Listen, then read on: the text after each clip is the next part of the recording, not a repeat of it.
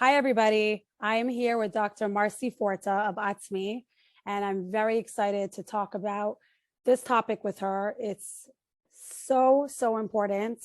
And I have her here today to educate us and make us aware of a huge problem, not just in our community, but in many communities across the country. So, Dr. Marcy, welcome to the show. Thank you for being here.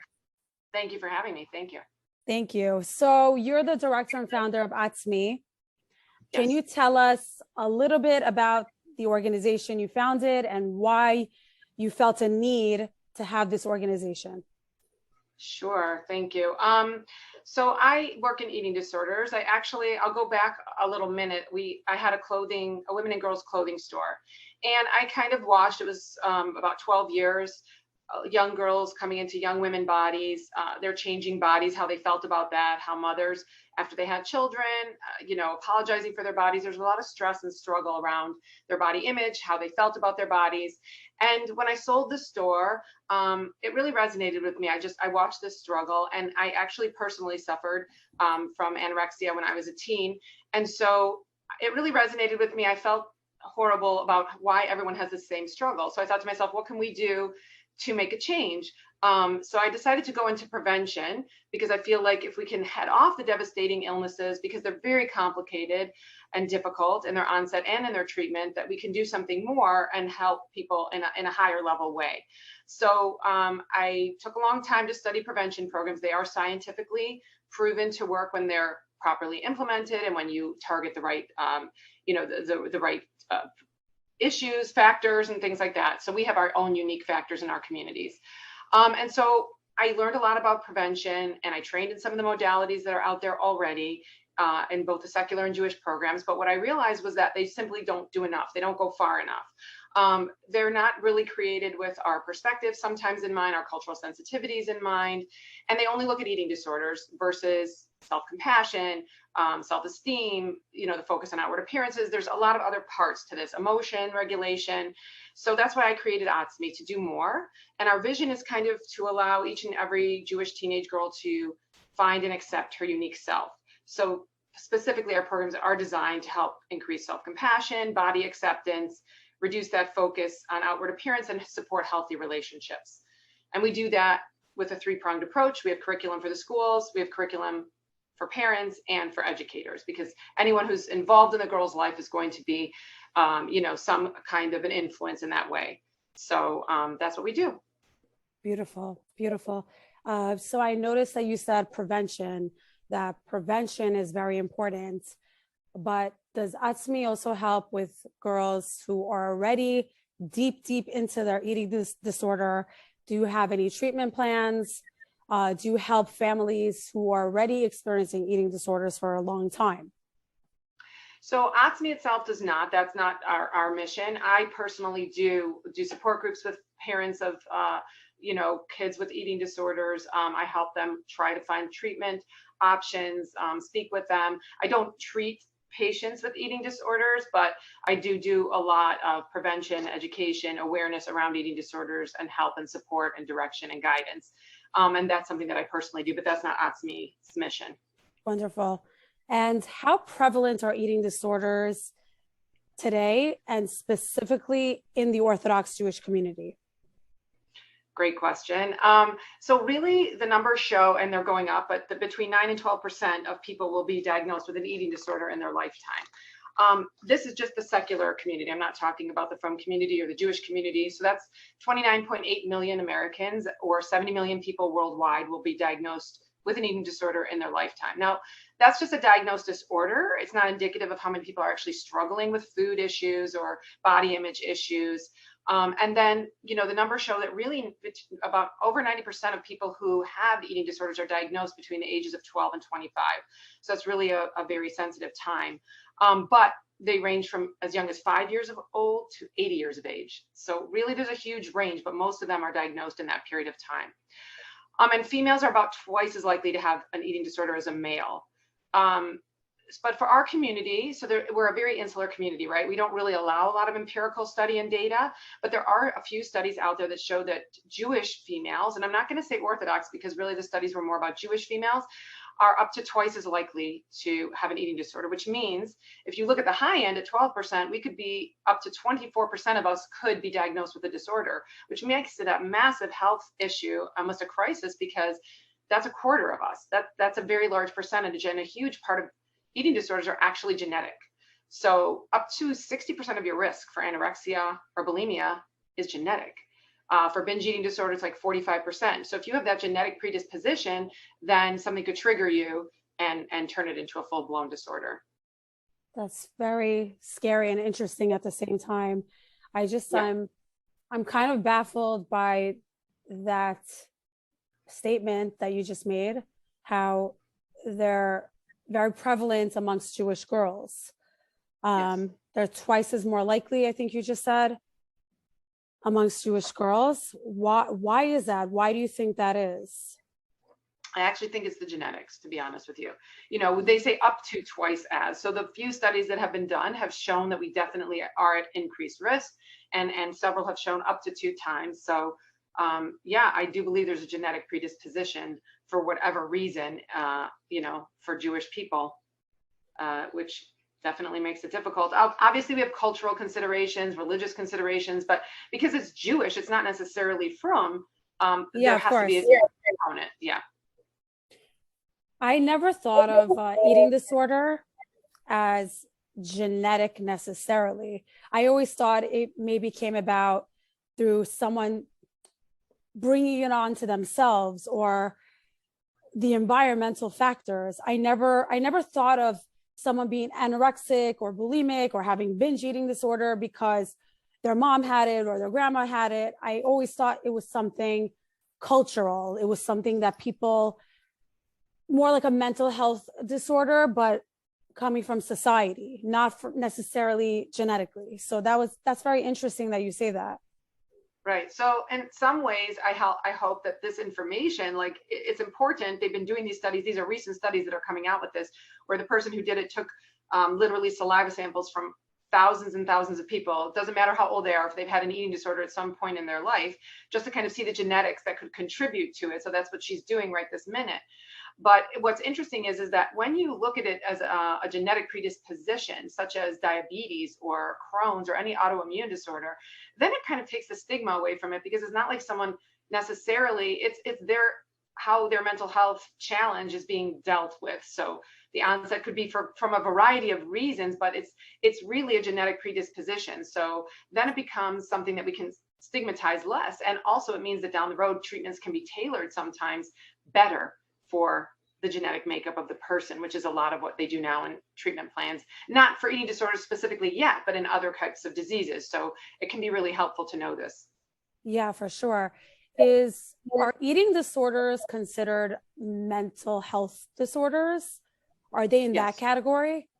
Yes. As opposed to like illnesses. Yes. Right. Yes. Right.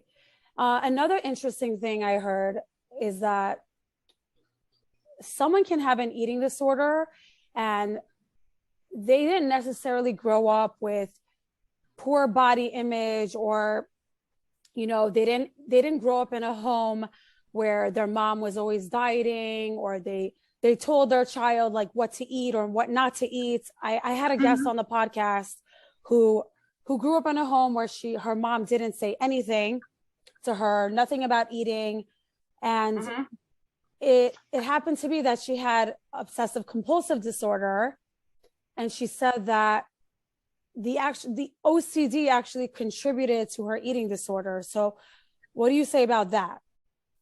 Well, first of all, the genes are showing that for anorexia and bulimia, a lot of the genes that are OCD genes, which is also highly genetic, are overlapping with the anorexia and bulimia type genes. So, and often the vast majority of people with an eating disorder, really over 90 to 95% of them, will have a co-occurring anxiety or depression or OCD disorder along with it. They will have those issues. So it doesn't surprise me actually at all, because the onset of an eating disorder could be a traumatic event for some people. Not always, but it could just be a traumatic event. And I think people think in an eating disorder that food is the problem, but food is the vehicle that expresses their emotions. These people have complicated emotions that they don't know how to deal with, and they're using the food as that vehicle to express them. So it's not about the food. So, it could be, like I said, a traumatic event. Oftentimes people with bulimia might have had a trauma or an abuse situation, and they don't know how to deal with those emotions. So having all those binges and purges helps them kind of calm those emotions. Do you know what I'm saying? Yeah. For somebody who, it could have been for someone with anorexia that they had the family, someone made a comment to them that just kind of triggered a whole situation, but they didn't have that in their home. It could have been in school, could have been a peer, could have been a teacher.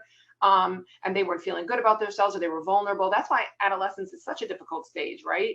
Because girls are really trying to solidify their own independence, thinking for themselves, who they're going to be. They're creating their own connection to Hashem, and it's a very complicated time. So anything can throw them off their game. But for sure, these conditions go hand in hand with other things. But if you have that genetic predisposition, it can be a little more complicated for you. Mm-hmm.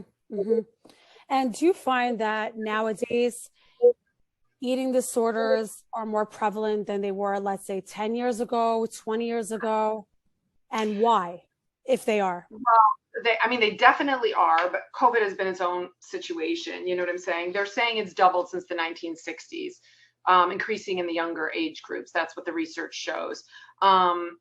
And recent studies have put diagnosed incidence of eating disorders more like at 15.3% in 2020.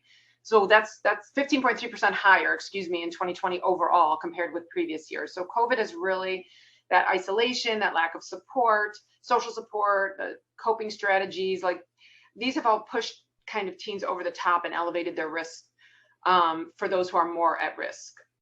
There was just a recent study from the International Journal of Eating Disorders, and they found that symptoms have worsened across the board, even for people who are already diagnosed with anorexia, bulimia, binge eating disorder. Their symptoms have worsened significantly. And 60% incidence increases since COVID overall. It's really quite bad since COVID. So, yeah. In the United Kingdom, there was also a recent study that said that hospital cases for eating disorders were up over 84% in the last 5 years, with the biggest increases in kids aged 18 and younger. So it's massive. NIDA has reported over 70 to 80% increase in their call lines, in their emergency lines. So that's horrific. Yeah. Where does social media play into that? How does that factor into the increase? Does it? Well, for sure, because you have that social isolation. A lot of people are getting their social interactions on social media, right? And social media, we call people influencers. Specifically, that's what social media is trying to do: influence your thoughts and what you look at and what you see. And so I think a lot of kids, especially in our communities, where we don't have maybe as much social media use, but it's increasing.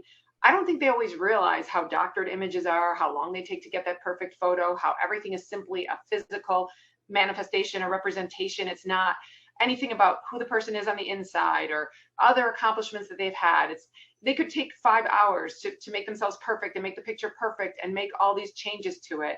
We have a video that we show in our curriculum of Dove, the soap company Dove. They have something called the Self-Esteem Project, and they do some videos where they show literally how before a model goes up on a billboard, what she looks like when she sits down in the chair, how they put the makeup on, how they airbrush her, how they change her cheekbones, her chin, her eyes, everything. And it's like a 60-second, just very quick, show. And I think a picture's worth 1,000 words. I just don't think people realize exactly how doctored and how changed things are.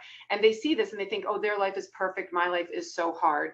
And they don't realize everyone is struggling just the same as them. So I do think that social media plays a role, because people are so sensitive, young girls, to the images that they see, pictures, things like that. They're much more in tune with those things and influenced by them. For sure. I think young girls, young women, older women, I think we're all affected by what we see. And even when like your neighbor or the people that come up on social media and they're in filtered images, it's very easy to show up on camera and look nothing like yourself. We have so many apps and filtered images to show how quote unquote perfect you look. And I think that affects everybody, not just young girls, for sure. I agree with you. Yeah.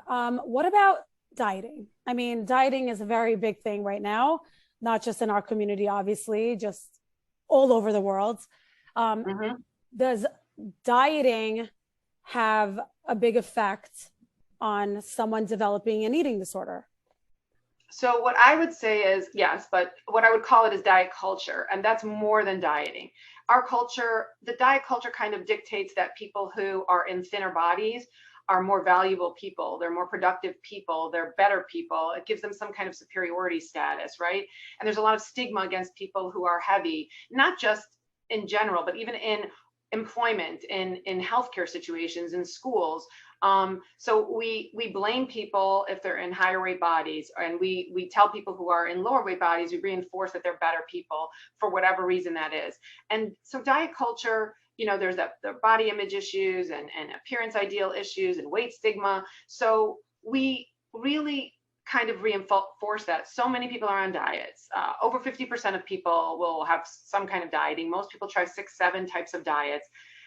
The reality is that the studies show that 95% of diets fail within 3 years. So some people can keep it up for 3 years, and some people can keep it up forever, but it's a rarity, because genetically we're all kind of predisposed to different body types. So what somebody else's body type is, and also it's not even just genetic.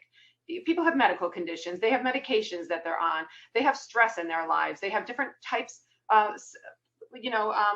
places in our life that we're going through, phases in our life. All these things kind of contribute to where we're at. And so, yes, diet culture, these things definitely contribute because they put a lot of stress. And there's a ton of reinforcement. If you lose 5 pounds, that's all everybody notices, right? You look great. Keep it up. What are you doing? Sometimes people think, sometimes someone might be ill, God forbid, and then they lost a lot of weight, and people are like, oh, you look great, but they don't realize what they're struggling with. And Yeah, so we tend to reinforce this. And so, yes, it definitely makes it worse. for sure. So, where do we draw the line? So, what would you say would be considered disordered eating? And then when would it be an actual eating disorder? Like, how do we know where to draw the line between a diet and an eating disorder? That's a great, great question. And it can be complicated. That's the honest truth. But I would say disordered eating is more of like a broad kind of term, where you have those disturbed eating practices that are just not severe enough to warrant an eating disorder diagnosis. They just don't really hit those exact diagnoses, which we can go through the criteria if you want to after. But they really do impair their thoughts and their feelings and behaviors around food, though they are impaired in some way. Sometimes we even normalize some of these disordered eating behaviors in our culture, which is part of diet culture as well, right? Maybe like, I have to drink 2 cups of water before I sit down for any meal, or I only eat at certain times of the day, or my food has to be in a certain order, or I'm cutting this complete thing out of my diet, even though maybe they'll cut gluten out of their diet, but they're not gluten sensitive or celiac. It's just because it's a health thing. These are some disordered eating practices around food. But they're not necessarily an eating disorder. Whereas when you get into an eating disorder, it's really a very severe disturbance in an eating behavior and the thoughts and the emotions around eating. They typically are very preoccupied with food and their body weight and shape. So it's hard for them to think about anything else. And also because they have that high comorbidity, you also see other issues. You'll see anxiety, like I said, depression, OCD. You'll see a lot of other issues along with it. I have a colleague who kind of developed this thing called the mind share continuum, where if you think of the brain, um, you think of how much it can be filled with thoughts, right? And so someone with an eating disorder, their whole head, their whole brain is just filled with thoughts of their body, their shape, their weight, comparing themselves to other people, how much they weigh on the scale, what they look like, all that, all the time. They have no room for anything else, which is why their relationships are impaired and their energy is lower. They have a lot of issues, but whereas disordered eating, it's there and it's considerable, but it's not quite crossed over to that place where they can't come back from it. Mm-hmm. Mm-hmm. You know, I don't know why this just reminded me of something else. I heard something about a correlation between eating disorders and alcohol abuse. Is there any correlation between that? Women who turn to alcohol and women who try to control their eating and all of that? Yes, I mean, I'm not going to say it's massive that I know of, but there's definitely correlation. I mean, these are people who are dealing with difficult emotions. So the starvation or purging or the binges, they're a way of dealing with their emotions. The same thing with the substance abuse, right? Alcohol, drugs. This is a way for them to deal with emotions, and then they get addicted to it, and it's how they cope. But they're also addicted to their eating disorder. The one thing I will say about an eating disorder is that when you have a substance abuse of some kind, part of how you heal from it, right, is you take it out of your life forever. With an eating disorder, you have to eat. So they have to relearn how to have a relationship with food within the context of their life because they can't take it out of their life. So it's a little harder for Yeah. that reason.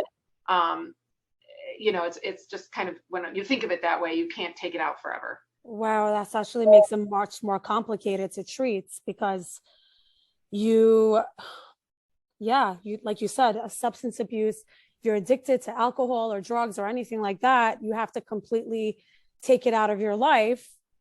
But with food, you need food to survive and you need food for many other things. And to treat that is so much more complicated. Wow, thank you for bringing that up. Okay, so how does one even recognize a potential eating disorder? What are like the warning signs? Absolutely. No, you definitely, I mean, the thing is, eating disorders affect the entire body of the person. So the one thing I would like to say is that's really important to know is that, studies show that if any adolescent is deprived of nutrients for even a small period of time during that important time when they're growing and they have so much brain maturation and physical changes and hormonal changes, they will experience cognitive impairment of some kind. So mentally, they will be struggling in some way, even for a short period of time. And it just kind of, it does follow to their entire body. So it's really important kind of to watch for and notice these things very quickly because it will turn quite quickly, especially in a teen. But I would say the first thing I would do is kind of, there are 4 basic questions that you can think about. I don't know if you can ask them directly, but you can think about in relation to how you would diagnose an eating disorder. Does eating cause them anxiety? Are you so unhappy with your body that's really all you think about? Do you try to control your weight by either restricting, purging, or overeating, or over exercising? And do you feel like your life is dictated literally by thoughts of food? So if you, obviously start to notice these things, those would be cause for alarm. But then, of course, I think it's also really important to know that there's, like I said, so many signs and symptoms of an eating disorder. They can overlap with other disorders. So you kind of have to put them in context with what you're seeing with your child.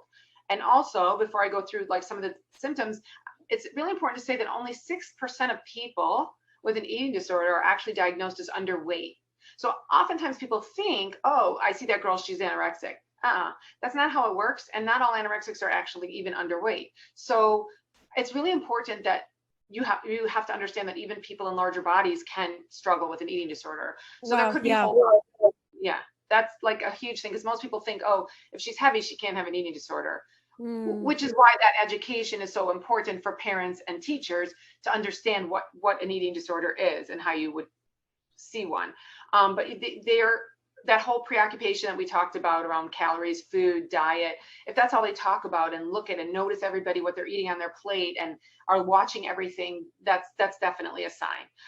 If they refuse to eat certain foods, they skip meals, they say, oh, I only eat between this and this time of the day, or they start to become really uncomfortable around other people eating food. You might find they're hiding food wrappers, or they have new food rituals or practices. These are all signs and symptoms of a possible eating disorder. Any extreme weight fluctuation, whether it's a gain or a loss, is definitely something you should notice. Their mood, they're definitely more withdrawn. They are not as social with their friends. They have extreme mood swings generally. You can see they feel kind of disgusted with themselves. They're very low self-esteem that's related specifically to their body image. They might have a lot of stomach cramping, bloating, vomiting, even not them doing it to themselves. Sometimes it's just because they can't eat or they can't process food, they start vomiting. They might have difficulty concentrating, feel very cold, have sleep issues, develop that like soft, downy fur on their body. They might stop menstruating, or they might have irregularities with their menstruation.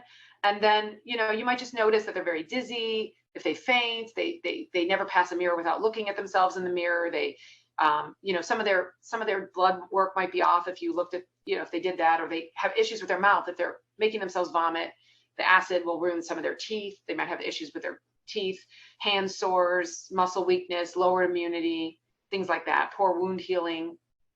So things like that. Oh, wow. That's a lot. That's really a lot. What are the most common eating disorders? Anything more common in particular? Right. So I think we think of anorexia as the most common eating disorder. When we think of eating disorders, it's actually not. It's the third most common, the third most prevalent, I guess I would say. So that's that one where they really restrict their food intake. They have that intense fear of gaining weight. Most of the time they are underweight. They're below a minimally normal A level for their age or their gender or their developmental trajectory, whatever that is. But not always. Not always.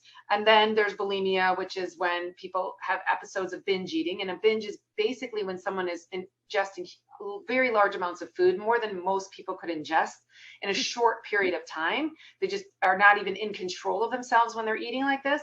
And then they find a way to compensate for this behavior, either through extreme exercise, vomiting, the use of laxatives. They have to get it back out. And so there's a specific amount of time that they have to engage in these behaviors in order for it to actually be bulimia, but they might do it on occasion, and it might not be specifically bulimia, but it's still a disordered, an eating disorder type of behavior. And then binge eating disorder is the binges, but no compensatory behavior. So they're just eating those mass quantities of food, but they don't necessarily follow that with any other behavior.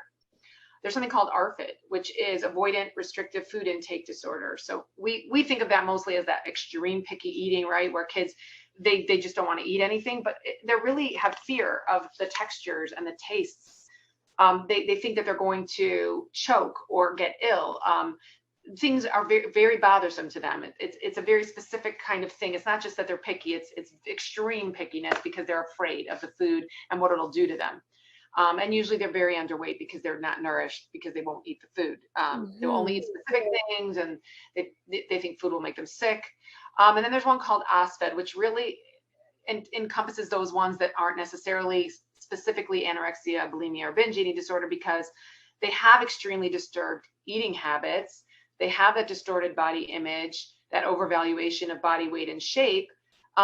But they might not fit into the category that's specifically those other ones. So atypical anorexia is somebody who actually has all the signs of anorexia, but they're not underweight. They might starve themselves, but they're not actually able to get down to a low weight. Some people, their metabolism doesn't allow it, or they have other health conditions or whatever it is. Or something called a purging disorder, where there isn't necessarily a binge, but they're doing the purging behaviors throughout the day, or whenever they feel depressed or stressed, they'll use either extreme exercise, self-induced vomiting, or the use of laxatives. And then something called orthorexia nervosa, which is obsessive behaviors or obsessions around healthy foods. So sometimes people say, they're saying, oh no, it's all about my health, but they're extremely into that, where they're cutting out large parts of their diet, or let's say they won't eat anything manufactured, or they're like, no, I can only eat this and this and this because these are the only healthful things. It really is like obsessive compulsive disorder, because they become obsessed with these healthy foods. And this also is a type of eating disorder. So wow.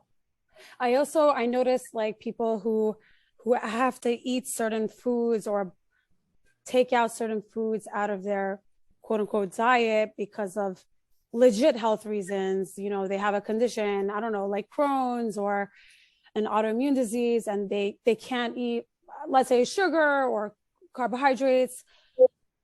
What do they do? Like, can that lead into eating disorder if they're physically sick and then they cut out certain foods? I mean, yes, based on the tendency and the surrounding situation, it definitely could come into an eating disorder. But you don't see that as often when they've restricted their diet due to health reasons, like if they have diabetes and they're on a very specific diet where they have to count their sugars, like you said, or Crohn's. You see that less, unless there's a lot of other anxiety ridden things going on at the same time, or OCD type things going on, and it becomes a coping mechanism for them. But it could. I'm not saying it doesn't. I've not seen a ton of it happen, but it doesn't mean that it doesn't happen. Right. And what you said something about over-exercising. Is over-exercising considered a category of an eating disorder, or Does that like lump into like one of the eating So disorders you that you're you talking could about? categorize it in the purging disorder if you wanted to, because they just feel like they have to get rid of every calorie that goes into their body.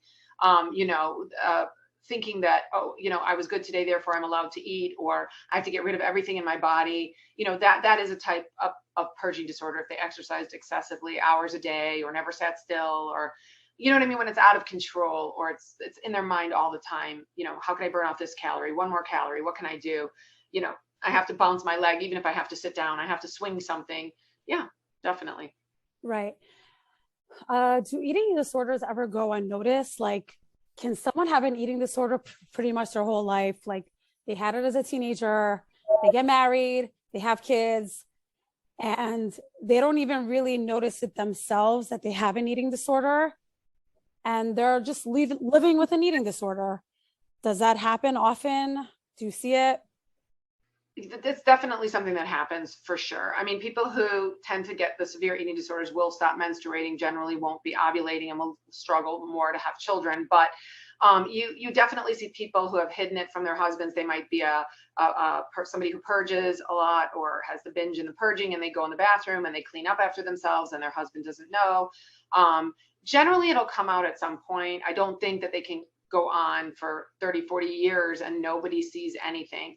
What I would say in schools is, which is why I want to teach the educators a little more, peers are the ones who notice, friends of the girl. They're the ones who actually bring it to the attentions of the teacher or the principal or the social worker in the school, because they're the ones who spend the time with the girl. And generally, there are other changes when you have an eating disorder, other than the fact you have this obsession about weight, but you see there are all these other types of changes that can happen. So you're right. I mean, it could be that it never went noticed. Probably it would be in a situation where a family, the mother might have struggles with her own struggles with food and body image, and she didn't notice that her daughter's so struggling so much with it, or the teachers didn't notice. But and it's entirely possible that people even noticed, but she didn't want to get help for it, or she wasn't ready to resolve it, and it's her coping mechanism, and she'll continue it throughout her life. It's absolutely possible. You know, For when it gets to sure. dangerous stages, they have to be hospitalized. I mean, all types of systems in their body shut down and are stressed, and you know, Right. but you could. Right. So, is there a way for if a mom or a peer or anyone notices something, how can this be stopped from becoming a full blown eating disorder? Is there a way to like catch it early on and prevent it from happening like fully? Well, so that's why I think prevention programs are so important in school, because they do show empirically that they do work. But if someone is already in that risk Yeah. phase where you're worried that that's happening, Like stage early, one, you know? yeah, so early detection is 100% your best bet, which is why parents are it's so crucial for parents to understand the signs and symptoms, and some just to have some knowledge about what's going on with their daughter's bodies at this time, because if they even think that they might have a problem, they're their best advocate, right? We know our children the best. We are definitely their best advocates. So what I tell parents is, don't second guess yourself. Go right away to the doctor. Go right away to have a medical evaluation, a psychological evaluation. Worst they can say is they're fine. But sometimes doctors are wrong. And unfortunately, a Mm, lot of medical health professionals are not trained in eating disorders, and they don't know what the complications are, and they don't know what the signs and symptoms are, the early ones. And so if a mother suspects that her child has this, she might have to push. And that's okay. We do that all the time as mothers. You have to push. You have to say, listen, I go to a different doctor, or say, you know, I really want this evaluation anyway. I believe that this is a problem. Um, I would I would say to any mother, you're your child's best advocate. Educate yourself, ask questions, don't second guess yourself, and go get that help right away. That definitely increases, you know, the likelihood of the shorter duration of it. for They're sure. treatable, but it will definitely make it easier.